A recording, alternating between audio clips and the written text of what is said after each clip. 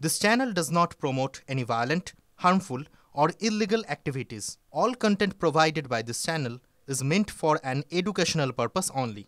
বৈদেশিক সম্পৰ্ক সুদৃঢ় কৰাত অধিক গুৰুত্ব দিয়া আহিছে প্ৰধানমন্ত্ৰী নৰেন্দ্ৰ মোদীৰ নেতৃত্বাধীন এনডিএ চৰকাৰে। এনডিএৰ এই তিনিটা কাৰ্যকালত চতুৰ্থবাৰৰ বাবে ফ্ৰান্স ভ্ৰমণ কৰে প্ৰধানমন্ত্ৰী মোদীয়ে। বুধবাৰে প্ৰধানমন্ত্ৰী মোদীয়ে ফ্ৰান্সৰ পৰাই উৰা মাৰিব আমেৰিকালৈ। মূলতঃ ৰাষ্ট্ৰপতি ইমানুৱেল মেক্ৰনৰ আমন্ত্ৰণত সোমবাৰে ফ্ৰান্সলৈ গৈছিল প্ৰধানমন্ত্ৰী মোদী। পেৰিছত অনুষ্ঠিত কৃত্ৰিম বুদ্ধিমত্তা সন্মিলনত অংশগ্ৰহণ কৰিব মোদীয়ে। কেৱল সেয়াই নহয়, মোদীৰ এই ভ্ৰমণে সুদৃঢ় কৰিছে দুয়োখন দেশৰ সম্পৰ্ক। একেদৰে মোদীৰ এই শাসনকালতে বৃদ্ধি পাইছে ভাৰত ফ্ৰান্সৰ বাণিজ্য।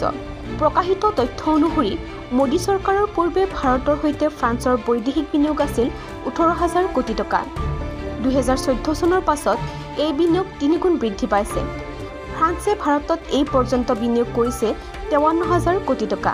ইফালে কৃত্ৰিম বুদ্ধিমত্তা সন্মিলনত অংশগ্ৰহণ কৰাৰ উপৰিও আন কেইবাখনো বৈঠকত মিলিত হ'ব মোদী। ভাৰতৰ বৈদেশিক সচিব বিক্ৰম মিশ্ৰীয়ে জানিবলৈ দিয়া মতে দেশখনত উপস্থিত থকা উচ্চ পৰ্যায়ৰ নেতা ৰাষ্ট্ৰপতিসকলৰ সৈতে কৃত্ৰিম বুদ্ধিমত্তাৰ বিষয়ত এক বৈঠকত বহিব মোদী। সমান্তৰালভাৱে ফ্ৰান্সৰ ৰাষ্ট্ৰপতিৰ সৈতে দ্বিপাক্ষিক বৈঠকত মিলিত হ'ব দেশৰ প্ৰধানমন্ত্ৰীগৰাকী। দুয়োখন দেশৰ বাণিজ্য, প্ৰযুক্তি আৰু কৌশলগত সহযোগিতাৰ বিষয়ত আলোচনা হোৱাৰ সম্ভাৱনা আছে এই বৈঠকত। News desk report, TV9 Assam digital.